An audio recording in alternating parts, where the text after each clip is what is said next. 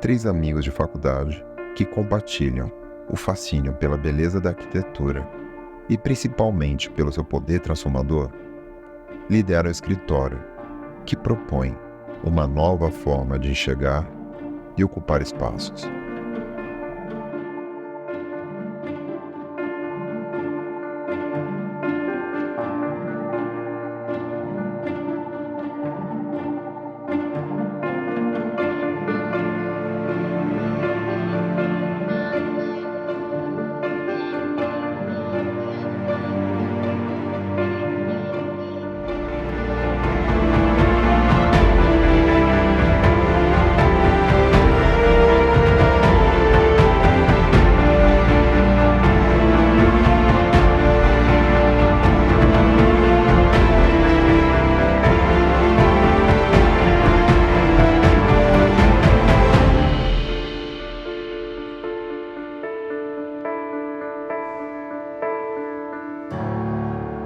Final da década de 40, 50, 60 e começo dos 70, os arquitetos fizeram, né, assim, os arquitetos mais investigativos ou propositivos fizeram muitos dos prédios de Higienópolis, né, que é um bairro que eu conheço muito bem e tal. E depois teve, lógico, a ditadura, toda uma situação compreensível, né, para aquele momento e tal, e que boa parte dos arquitetos acabou meio, ou porque quis ou porque foi obrigado a uma cisão, né, com o mercado imobiliário, né, digamos assim. E isso levou a consequências ruins para os arquitetos, né, desde o ponto de vista de importância ou voz da sociedade, ou das pessoas entenderem para que o arquiteto serve. Até, então, quando eu estava me formando, as pessoas falavam assim, não, mas arquiteto, mas tipo um decorador, assim, tipo, não, então, tipo, meio Niemeyer, então, ou é Niemeyer ou é decorador, né, então é um momento que ficou um vácuo, né, da arquitetura, sendo que a gente tinha, sei lá, Paulo Mendes da Rocha, caras incríveis assim. E aí eu falei de Higienópolis, porque você pega Higienópolis, assim, tá, tem um monte de prédio de porcaria, mas tem muitos prédios bons, assim, uma quantidade muito grande. Assim.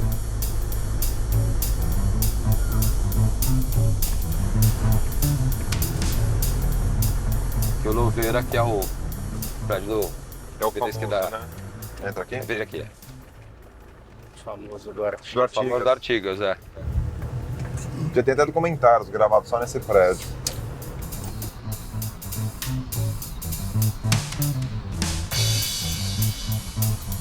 Aquele ali que tem as varandas inclinadas também é do Libeskind, esse aqui, ó. E aquele ali é o primeiro prédio de Higienópolis, esses dois aqui, na verdade, tá vendo? Tem esse e aquele.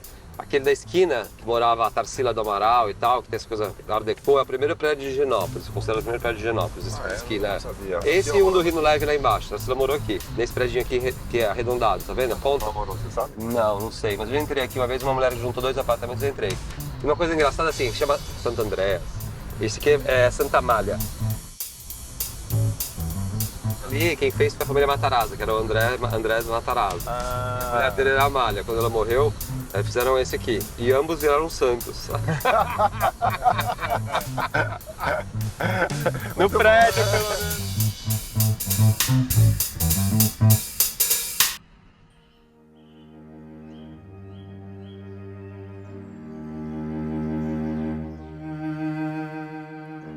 Ela é um discurso de construção de paisagem, no sentido em que a gente foi convidado a fazer um projeto no meio de uma natureza absolutamente exuberante, em que a gente se viu num ponto de se questionar de fato qual é o nosso papel ali, né? A gente, no fundo, não tinha nem que construir alguma coisa ali, né? Legal isso. A nossa opção nessa ocasião foi fazer uma arquitetura menos objeto e mais sistema, de entender que a arquitetura ela faz parte daquele local de uma forma tão intrínseca que se você tirar aquelas peças todas, o único destino possível é a reciclagem individual das peças. Ela não pode ser remontada em outro lugar, ela pertence àquela topografia, ela pertence àquela paisagem, de maneira que a paisagem toda pode acontecer no meio da casa.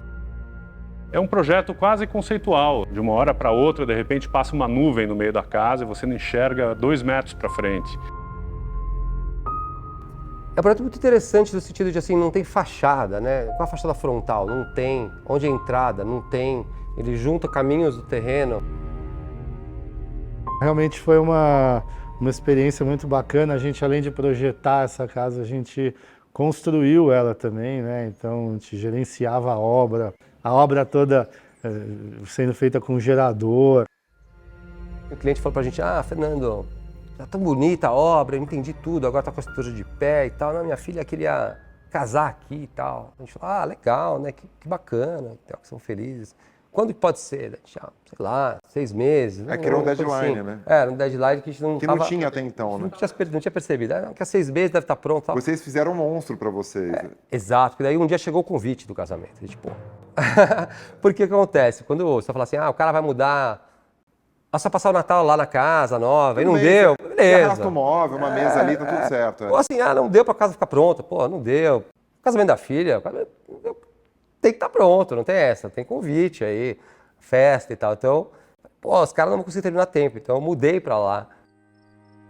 Fernando ficou os últimos meses da obra lá morando na cidade para conseguir terminar a tempo da inauguração. Então... Parece um roteiro de cinema, né? E acabar numa festa de casamento. Exato, no final acabou numa festa de casamento depois de ter todos os percalços. Lembro que dava nos finalmente, assim, ali acabando, aí os clientes chegaram, eu lá correndo com os pedreiros para acabar as coisas, assim, no último minuto mesmo. Aí eu olhei assim, tá o Rodrigo, meu sócio, jogando tênis com o cliente. Quando eu passei, ele já, Rodrigo, pega a raquete, vem aí. Eu falei, Fernando, deixa eu entreter o cara aqui, que em vez de ele ficar estressado, aí ele te deixa em paz. Aí desci lá e falei, jogando tênis, bicho. Falei, alguém tem que fazer a construção e outros têm que entreter o cliente, fazer o social. Né? Porra, Rodrigo, eu vim pra jogar tênis. Aí, sabendo que eu tava morrendo lá, depois desses meses na obra. Obrigado, valeu. Pega. Oi, amigo. Qual que é esse de baixo aí? Interessado. Não, o outro. De perdizes. Você gosta de perdizes, cara? Tem Francisco Leitão? É que são nossos. Quero pegar o nosso. Ancestral pegar o nosso. Esse aqui é o primeiro perto do Eduardo Tacho, né? O edifício Piauí. Que é bem legal. O Estúdio Humano, uns amigos nossos moram aí. Deve ser legal o apartamento aí dentro. É legal. Deve ser grande, né? É grande, mas tem um que parece que é maior, que acho que junta os dois. Esse primeiro plano à esquerda ali, ó. Vocês fizeram? Não. Aquele novo ali, que tá ficando pronto. Tá legal. Tem uns balanços grandes. Joia. Você vai ver, tem uns volumões que vai pra fora. Esse aqui cinza e um do outro lado da rua também, a gente vai te mostrar.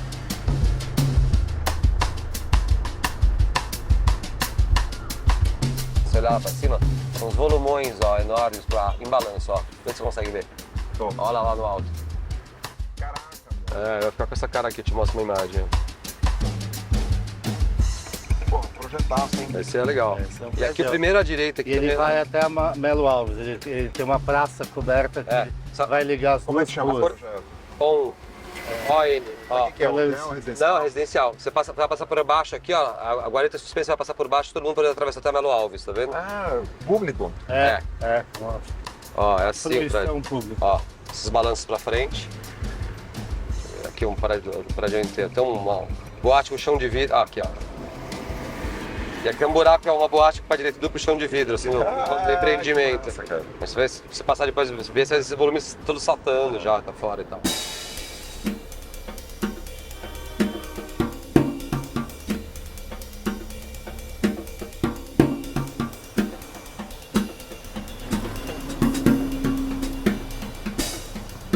O Valente já é um projeto mais recente, né? Um projeto também feito aí nessa área de eixo da cidade e tal, mas basicamente um prédio de escritórios que tem alguns apartamentos no último andar. Ali cabia, digamos assim, uma certa ousadia de transformação dessa paisagem, porque... Até como provocação estética. Como uma provocação, assim. Que o que a gente acha que esse endereço mereceria? Se a gente simplesmente falasse o que esse endereço é hoje no imaginário das pessoas, o prédio seria outro. A gente quis jogar para frente, digamos assim, chutar a bola e correr atrás da bola, nesse sentido.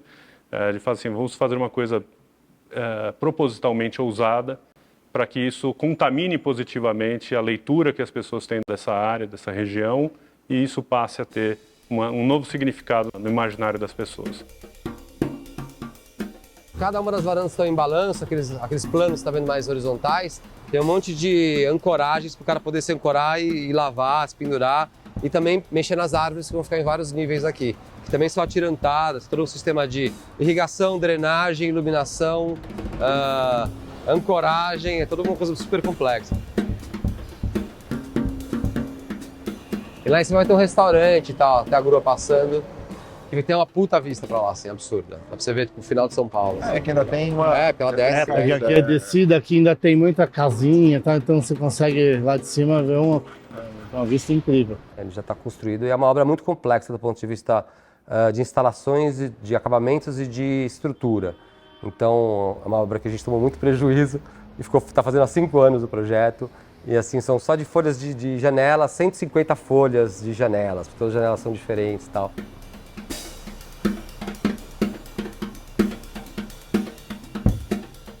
Quando a gente às vezes está sentados na mesa, os três ali discutindo e começando um projeto. E às vezes um dos três para e fala, pô, mas isso aqui a gente já fez, está parecido com aquela outra coisa, vamos buscar outro caminho. E acho que o fato de sermos em 3 alimenta isso, né?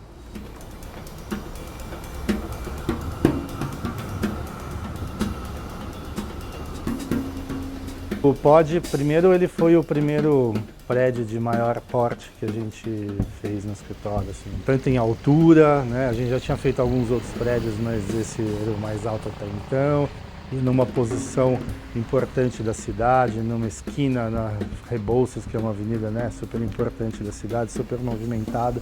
Então eu acho que teve até esse aprendizado de trabalhar num edifício de maior escala, mas eu acho que o mais interessante ali, mais do que o prédio em si, é a relação do prédio com a cidade.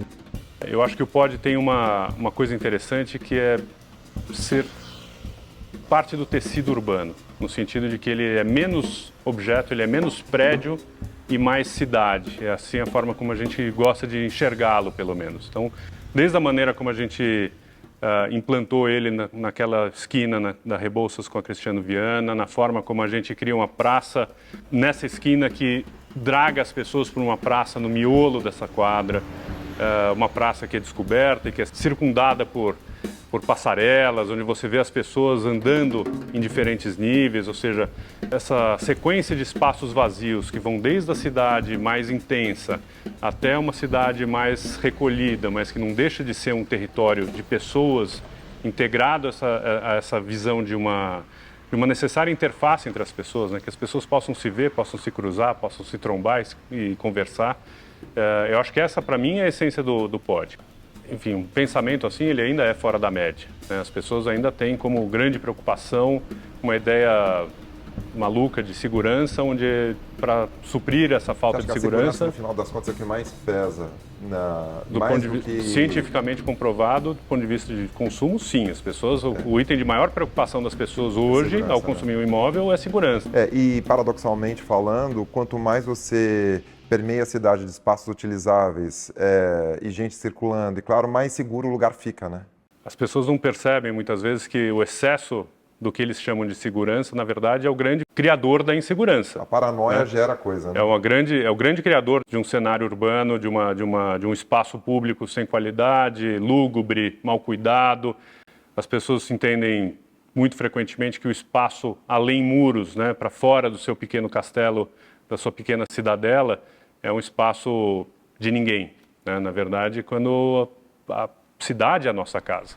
Essa continuidade entre o dentro e o fora não é só uma questão meramente espacial, é também funcional. É de entender que o prédio é parte da cidade, que ele vai construir uma nova paisagem, mas que ele vai construir uma nova função e um novo sistema. Ele tem que se ambientar, ele tem que criar um espaço para essa simbiose urbana. Simbiose é a palavra, não é isso? Ele é cidade. A gente tem as lojas que se abrem para a rua, mas a gente tem aberturas delas para dentro de uma praça que a gente criou, semi-coberta, né? Porque o prédio está ali em cima dela. Além das lojas, tem escritórios, tem apartamentos residenciais, então a gente tem também essa mistura de usos que a gente acha que é uma coisa muito legal quando a gente consegue fazer na cidade.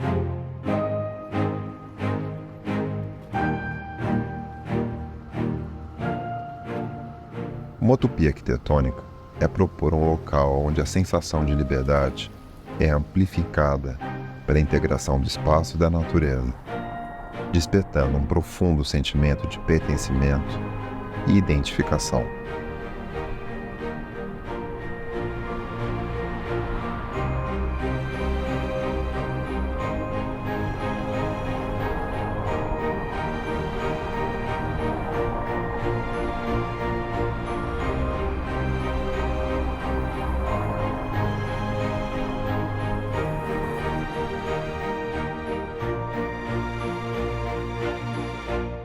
PODE? É, POD.